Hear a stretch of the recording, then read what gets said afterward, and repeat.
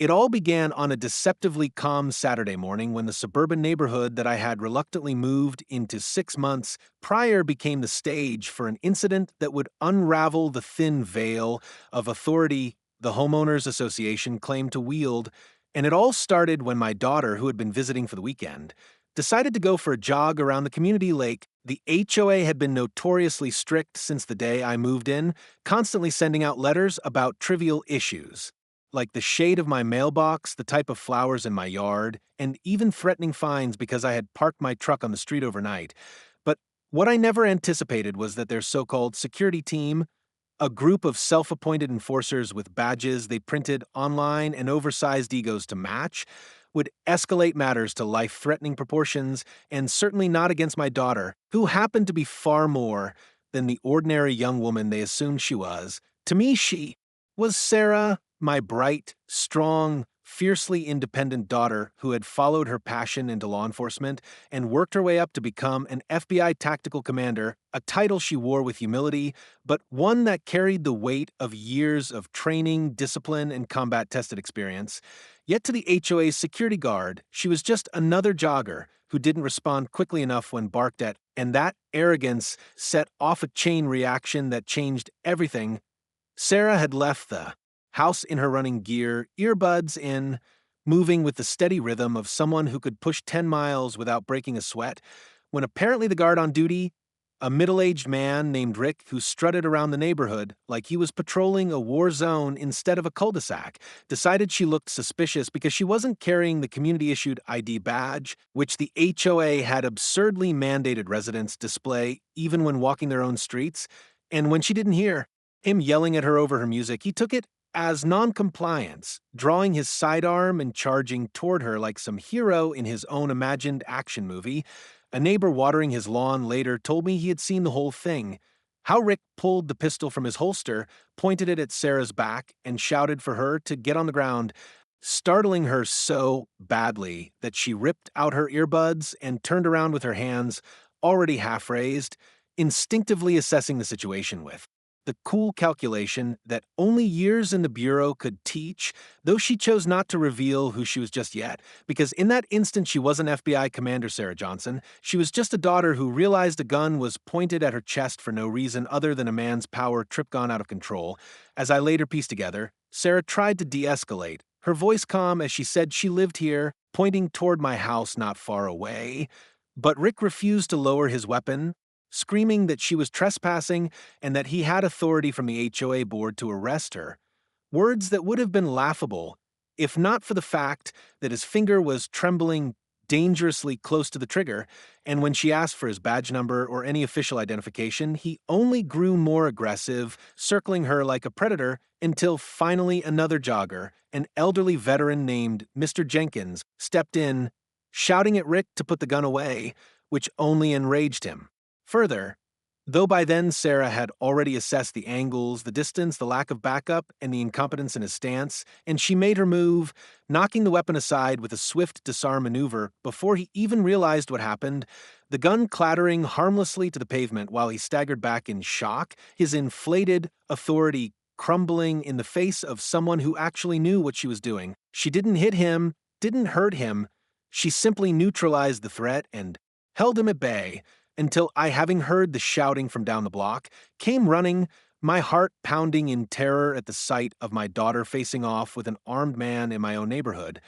But by the time I arrived, the tables had already turned. Rick was on his knees, sputtering excuses about just doing his job, and Sarah stood over him, calm and composed, telling him in a voice that carried quiet authority that he had just committed assault with a deadly weapon, unlawful detainment, and impersonation of law enforcement, all serious federal offenses.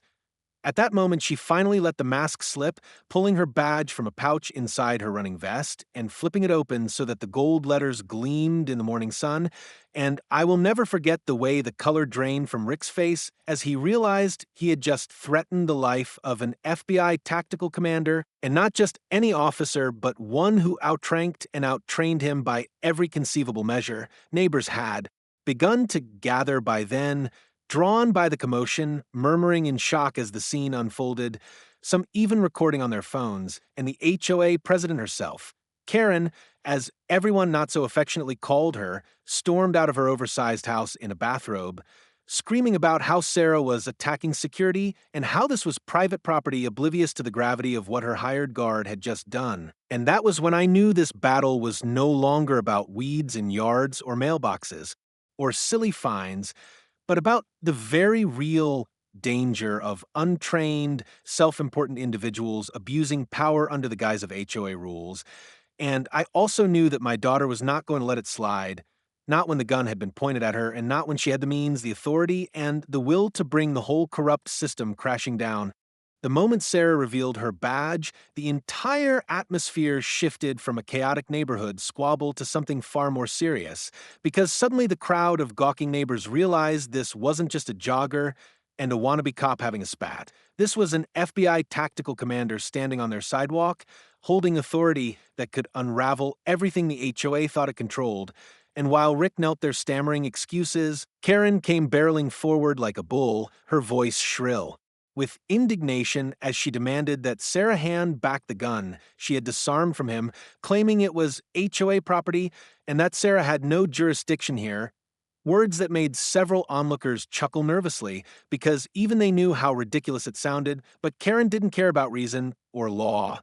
Her entire identity was wrapped around the power she wielded as HOA president, and having it challenged by someone she assumed was just a young woman visiting her father was too much for her fragile ego to bear. She screamed that she would call the police and have Sarah arrested.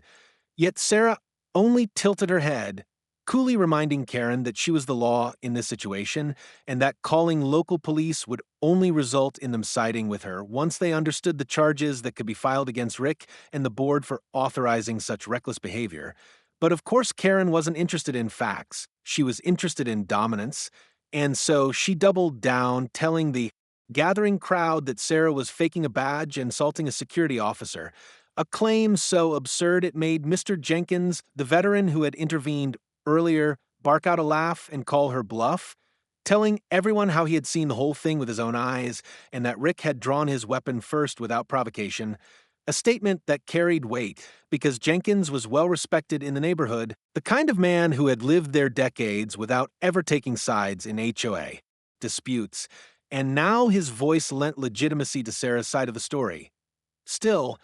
Sarah didn't let the argument spiral. She pulled out her phone, contacted her bureau supervisor, and in a calm, professional tone relayed the incident, giving precise details, the guard's name, the weapon's serial number, and the HOA's complicity in authorizing armed patrols without proper licensing. And within minutes, she had confirmation that a team was being dispatched to investigate, not just to interview witnesses, but to seize evidence and ensure that no cover-up could take place, because as she explained to me quietly while Karen raged on, this wasn't just about a gun being pulled. It was about federal violations concerning impersonation of law enforcement, misuse of firearms on community property, and the dangerous precedent of private organizations arming themselves without oversight. Meanwhile, Rick had gone from arrogant to terrified, begging Sarah to let him go, claiming he was just following orders and that Karen told him to enforce the badge rule by any means necessary, a confession that several neighbors caught on video, and the look on Karen's face when she realized her own guard had just implicated her was priceless. Her jaw dropped, her hands flailed as she tried to deny it, but the damage was already done. I stood beside Sarah, still shaken by how quickly things had escalated, but also filled with a fierce pride watching my daughter handle the chaos with absolute composure, balancing firmness with restraint, never once letting emotion cloud her decisions. And as more neighbors arrived, drawn from their homes by the rumors spreading like wildfire, the tide of public opinion began to shift dramatically against the HOA leadership because people started whispering about all the other overreaches, fines for silly things, intimidation letters, threats to tow cars, and suddenly this incident became a symbol of everything they had grown to resent but had been too afraid to challenge. One by one, residents began speaking up, voicing their frustrations, and Sarah encouraged them to document their experiences, explaining that the Bureau could use these testimonies to build a broader case if patterns of abuse were established. And you could see the relief wash over people's faces as they realized they weren't powerless anymore. that someone with real authority was listening, someone who wasn't going to be bullied into silence. By the time the first unmarked federal SUV pulled into the neighborhood, the entire block was buzzing with energy, some angry, some scared, but most of them cautiously hopeful that change was finally coming. And when two agents stepped out, greeted Sarah with professional respect, and began securing the scene, the HOA's reign of intimidation began to crumble in real time, because nothing stripped the false bravado from Rick faster than being handcuffed and placed in the back of a government vehicle while neighbors filmed from their lawns, and nothing silenced Karen more effectively than being told she was under investigation for conspiracy to commit unlawful detention and reckless endangerment, charges that carried not just fines but potential prison time. She sputtered, she cried, she threatened lawsuits, but none of it mattered anymore because the weight of federal authority had entered the picture, and there was no yelling her way out of this one. As the crowd slowly dispersed, Sarah and I walked back toward my house, and I finally let out the breath I felt like I'd been holding since the moment I saw the gun pointed at her, telling her how proud I was, but also how terrified I had been. And she gave me that small, reassuring smile she always had as a kid when I worried too much, telling me she was fine, and that this was just another day in her line of work, though I knew deep down it wasn't that simple. This wasn't just a case file or a tactical operation. This was personal, and the fact that it happened in my neighborhood, outside my home, meant the fight wasn't over.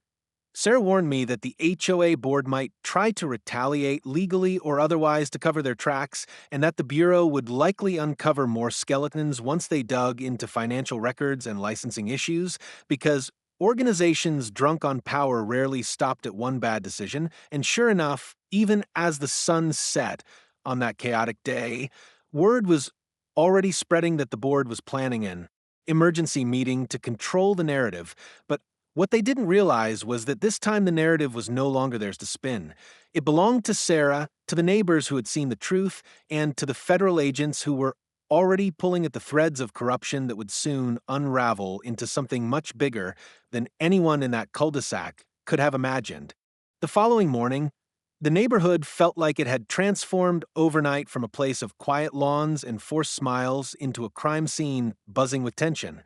Because FBI vehicles still patrolled the streets, agents canvassed door to door for witness statements, and the gossip that usually trickled slowly through garden fences now surged like a tidal wave, and I couldn't step outside without being bombarded by neighbors eager to share their grievances with me, as if my daughter's position somehow made me their liaison to justice. Sarah, of course, was already 3 steps ahead,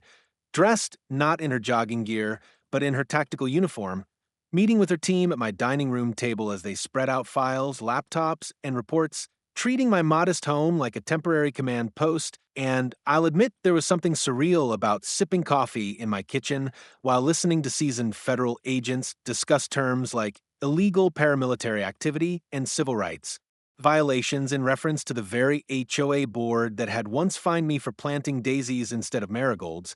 But what struck me most was Sarah's calm professionalism. She wasn't fueled by revenge or emotion, even though a gun had been aimed at her the day before, but by a steady determination to protect not just me, not just herself, but the entire community from a toxic system that had gone unchecked for too long. Meanwhile, the board scrambled in desperation, calling an emergency meeting at the clubhouse that evening, and though attendance was supposedly limited to members, only half the neighborhood showed up, some curious, some angry, and many emboldened by Sarah's presence, because for once the residents didn't feel like they had to whisper their complaints. They had backup, real backup, and the board's usual tactics of intimidation and fines no longer carried weight when federal law was watching. Karen presided over the meeting with the same arrogance she always wore, though her voice cracked when she tried to downplay the previous day's events, calling it a misunderstanding and insisting that Rick had only drawn his weapon in self-defense, a claim so ludicrous that people laughed outright. With one neighbor shouting that the video footage told a very different story, footage that Sarah's team had already secured but which had also been shared on social media, spreading beyond the neighborhood and drawing the kind of attention no HOA ever wanted. You could see the panic flicker across Karen's face as she realized she wasn't just battling against angry residents anymore. This was national news waiting to break, and every word she said could be used against her. Yet still she pressed on, claiming the HOA had every right to enforce their rules with armed security because private property law supersedes government interference. A phrase that made Sarah finally rise from her chair at the back of the room and step forward, her presence, commanding silence. And when she introduced herself formally as FBI Tactical Commander Sarah Johnson, the entire clubhouse went still, because while most already knew by now, hearing it stated so directly sent a ripple of fear through the board members. Sarah laid out the facts in precise, unshakable terms. The guard had drawn a weapon on an unarmed resident without provocation. The board had conspired to authorize such reckless enforcement despite lacking proper licensing, and the attempt to cover it up would only compound their legal exposure. And then she did something that stunned even me. She turned to the crowd and asked them, one by one, to speak openly about their experiences, assuring them they were under federal protection now. And what followed was an avalanche of confessions. People fined thousands for petty landscaping violations, elderly residents harassed for not repaying their fences on time, threats of foreclosure letters waved around like weapons to silence, dissent, and even whispered accounts of kickbacks and embezzlement involving HOA funds. The more they spoke, the more emboldened others became, until the board sat pale and sweating under the floodlights of truth, their empire of fear collapsing in real time. And though Karen tried to regain control, banging her gavel and shouting that the meeting was adjourned, nobody listened anymore, because the authority she once wielded had been ripped from her hands by the very people she sought to control. By the time the meeting ended, Sarah had collected more than enough testimony to widen the scope of the investigation, and neighbors who once avoided eye contact now lingered outside in clusters, talking excitedly about the possibility of dissolving the HOA altogether, a radical idea that suddenly didn't seem so impossible. That night back at my house, I asked Sarah if she thought the board would really face consequences, and she leaned back in her chair, thoughtful, explaining that cases like this took time, but that the evidence was overwhelming, not just from yesterday's incident, but from years of abusive patterns, and that federal prosecutors were already showing interest. She warned me, though, that desperate people made dangerous choices,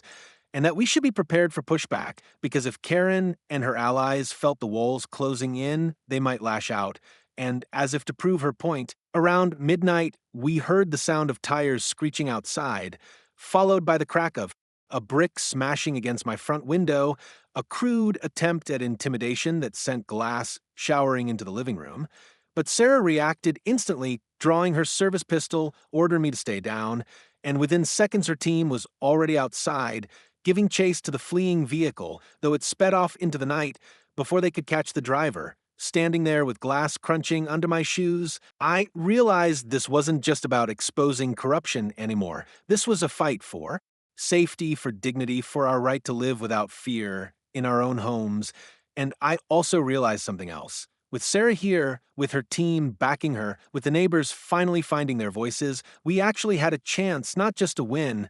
but to utterly dismantle the rotten foundation the HOA had built its empire on. And though part of me still trembled from the thought of how close danger had already come, another part burned with resolve. Because if my daughter wasn't afraid to stand up to them, then neither was I. The brick through my window turned out to be just the opening move in what quickly escalated into a desperate campaign by the HOA board to claw back their crumbling authority. And over the next several days, the neighborhood simmered with tension, the once quiet cul-de-sac now patrolled not only by FBI vehicles, but by nervous residents who kept watch from their porches, baseball bats or flashlights in hand, whispering about what might come next. And sure enough, the board made its move, sending out a mass letter accusing Sarah of illegally interfering with community governance, demanding that I and my guest vacate the property for creating a hostile environment. A letter so absurd that I laughed when I first read it until Sarah pointed out that it wasn't meant to be legal. It was meant to scare, to intimidate, to sow doubt among residents who might still believe the board's lies. But intimidation doesn't work on an FBI tactical commander, and Sarah took that letter straight to her bureau team, who immediately flagged it as evidence of obstruction and retaliation, cataloging it into the growing file that was beginning to look less like a neighborhood dispute and more like the dossier of an organized crime ring.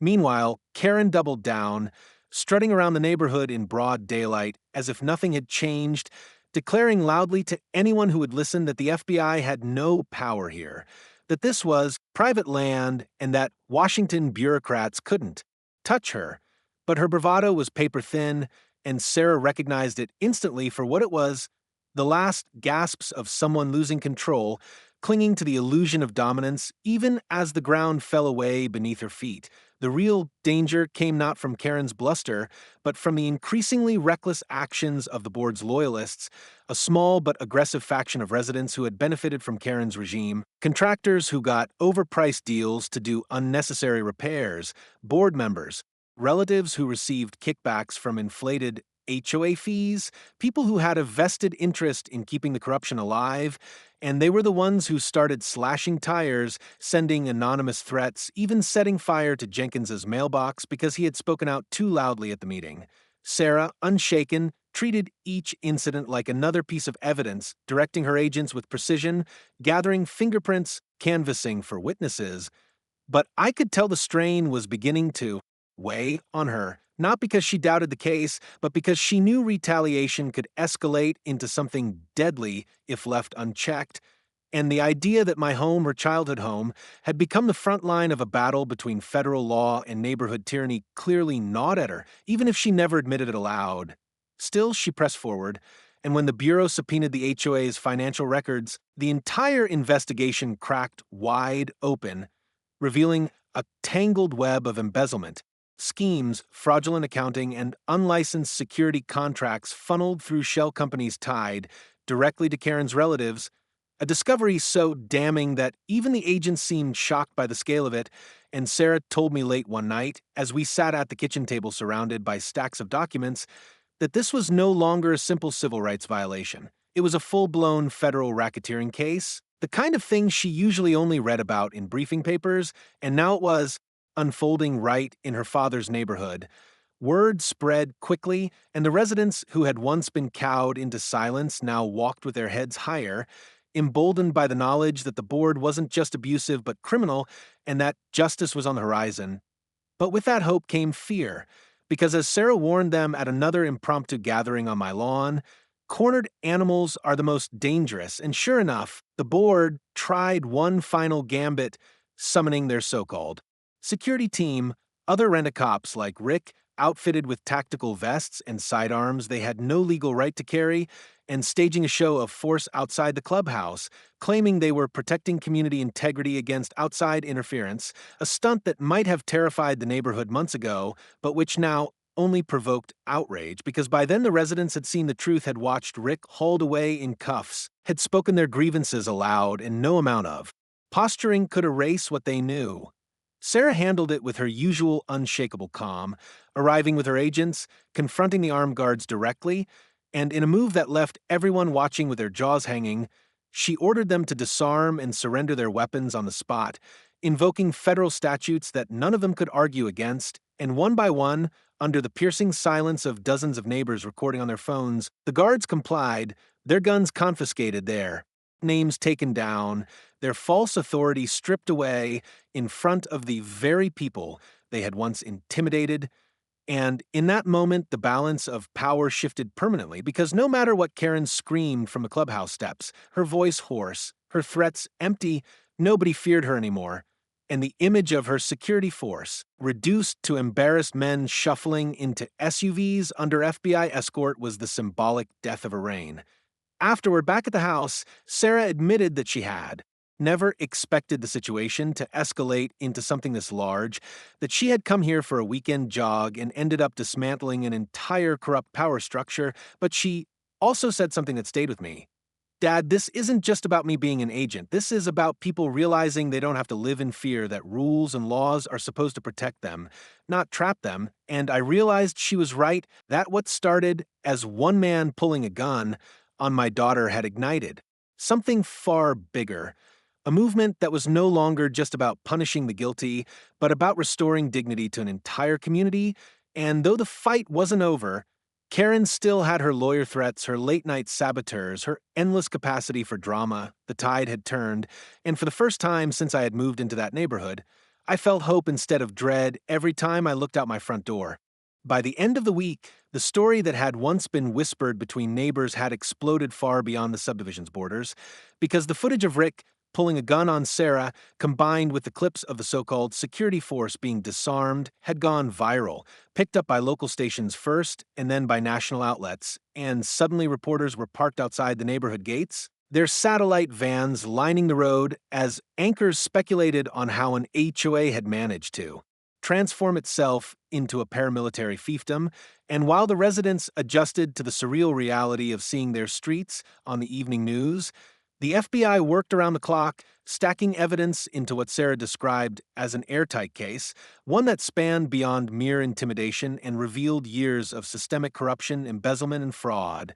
Karen, who had once thrived on visibility, now ducked from cameras, issuing shrill statements through a lawyer that the Bureau was overreaching and that the board was the victim of a witch hunt. But those claims rang hollow when agents unsealed records showing hundreds of thousands of dollars siphoned from HOA, dues into offshore accounts, money meant for neighborhood upkeep instead funding vacations, luxury cars, and in one instance, even the purchase of firearms for their unauthorized security program, a discovery that made even the most neutral residents furious because now it wasn't just about abuse of power, it was about theft, plain and simple, from the very people who had been struggling to pay those bloated fees. Sarah, meanwhile, balanced her dual role as both investigator and daughter with remarkable grace, briefing her team in my dining room by day and checking the locks on my doors by night, protective instinct sharp as she reminded me that while the case was strong, desperate people like Karen often lashed out when cornered,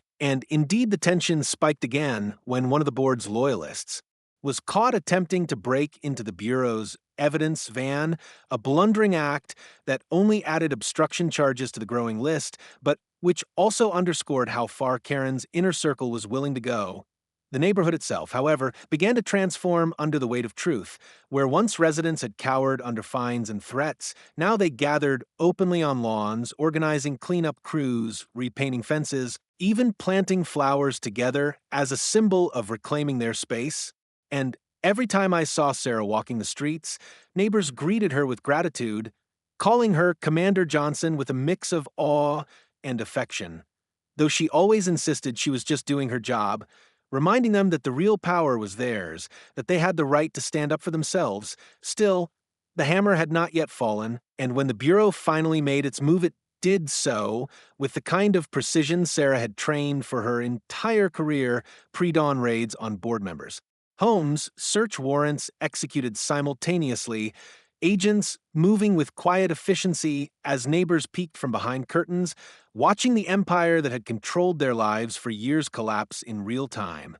I stood at my own window that morning, watching as Karen herself was led out of her house in handcuffs, her face pale, her bathrobe disheveled, shouting about her rights while agents recited hers to her word for word, and though part of me felt a flicker of pity for someone who had built her identity on control only to see it stripped away, that pity was drowned out by relief. Relief that the nightmare was ending, that my daughter had survived the most harrowing moment of her life, that our community was finally free.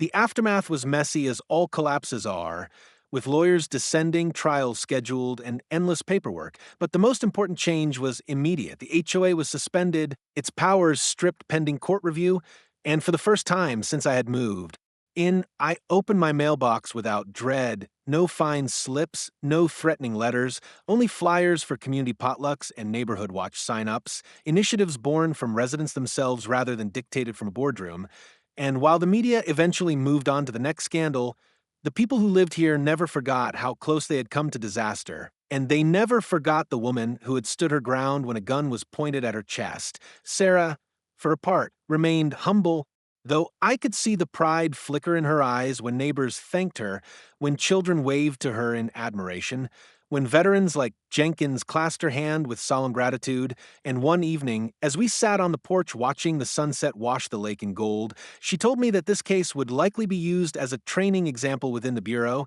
not just for its legal implications, but for the reminder it offered that corruption doesn't always wear the mask of organized crime in dark alleys. Sometimes it hides behind manicured lawns and HOA bylaws, and that vigilance, courage, and community solidarity were the strongest weapons against it. I listened, feeling both proud and humbled. And I realized then that what had started as a nightmare had become something else entirely. A story of resilience, of neighbors reclaiming their dignity, of a daughter reminding her father and an entire community that authority, when abused, is fragile, and that justice, though sometimes slow, has a way of arriving at just the right moment, especially when carried on the steady shoulders of someone unwilling to back down. Yet, even in that piece, a quiet warning lingered in Sarah's words, because she reminded me that corruption was hydra headed, and though Karen's reign had ended, vigilance was required to keep new tyrants from rising.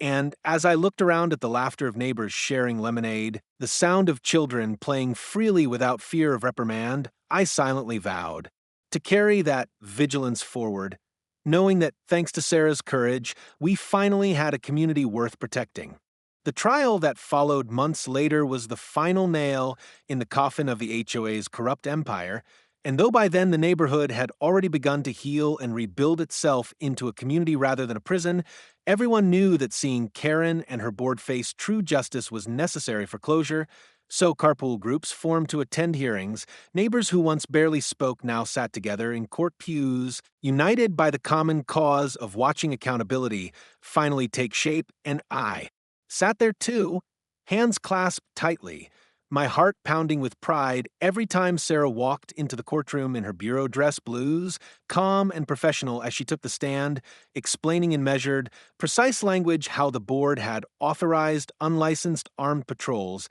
how those actions had endangered residents, and how their financial misconduct painted a clear pattern of racketeering.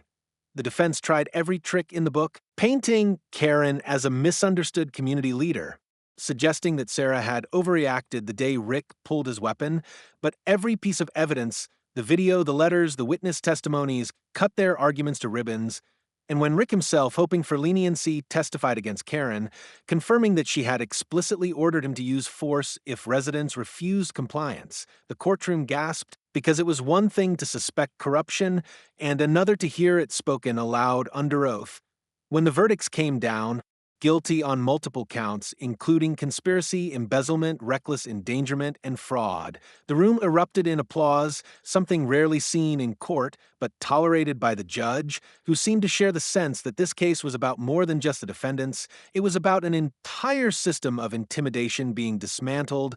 And as Karen was led away in shackles, her eyes darting desperately around the room for some shred of sympathy, she found none, not even among her former loyalists, because by then everyone had seen too much, suffered too much to ever excuse her reign. In the weeks that followed, the HOA was officially dissolved by court order, its assets seized to repay victims, and the community held a celebration not in the sterile clubhouse that once served as Karen's throne, but on the open lawns, where children played, music filled the air, and neighbors shared food and laughter without fear of fines or reprimands. And it struck me then how much had changed, not just the rules or the leadership, but the very spirit of the place, which had transformed from suffocating control into genuine fellowship. Sarah, though celebrated as a hero by the community, remained grounded, reminding everyone that the credit belonged to them too, that it was their courage in speaking out, their willingness to testify, that had tipped the scales, and though she soon returned to her bureau duties, she left behind a neighborhood forever grateful, a legacy of justice etched into the very streets she had once jogged in peace before a gun was pointed at her. For me, the journey was deeply personal. I had moved into that neighborhood hoping for quiet, for comfort, only to find myself caught in the gears of a machine designed to grind down individuality. And yet in that crucible I discovered not just the resilience of my neighbors, but the extraordinary strength of my daughter, who faced down danger with unflinching courage, and in doing so reminded me that justice isn't an abstract ideal, but a living, breathing force carried by those willing to stand against wrong. Months later, as the seasons turned and the lake glistened under autumn light, I often found myself sitting on the porch with a quiet smile, listening to the laughter of children or the hum of neighbors chatting freely. And I knew that we had not only survived, but thrived, because out of the ashes of tyranny, we had built something stronger, something real, and it was all because one woman refused to bow to intimidation. Sarah called me every so often from wherever her assignments took her, sometimes across the country, sometimes overseas, and each time she asked the same question, "How's the neighborhood, Dad?" And each time I answered with the same truth, "Peaceful, finally peaceful," and she would laugh softly, proud but modest, never fully acknowledging the pivotal role she had played, though I knew and every neighbor knew that her courage had turned the tide. In the end, the lesson we all carried was simple but profound. Power built on fear will always crumble, but power built on unity, truth, and courage will endure. And though Karen and her board's names would forever be remembered as symbols of corruption, Sarah's name would be remembered as a symbol of strength, not just my daughter's, but our protector, our commander, the one who taught us that even in the most ordinary of places, extraordinary battles can be fought and won. And as I sit here now watching the sun set over a community finally free, I know that this story will echo not just through our streets, but through every neighborhood where people dare to question authority, reminding them that justice is never out of reach, so long as someone is brave enough to take the first stand.